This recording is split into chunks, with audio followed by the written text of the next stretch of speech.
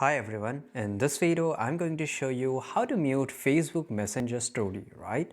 So let's go into our Messenger mobile application here. Once you open the Messenger, you will able to see the story of the people whoever add on their profile, right? So here in the bottom right side corner, if I just click on stories, I will able to see my story, right? So for example, that if you want to turn off somebody's story, you can just tap on it, right? And just click on the top three dots and you will find an option to mute their story. As this is my story, that's why you will not get any option here.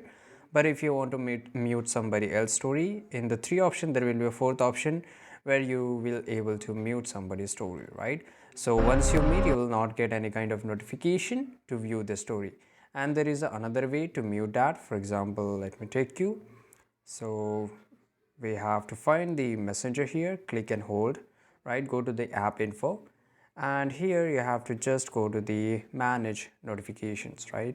And if you just scroll a little bit down, and you have to just turn this off.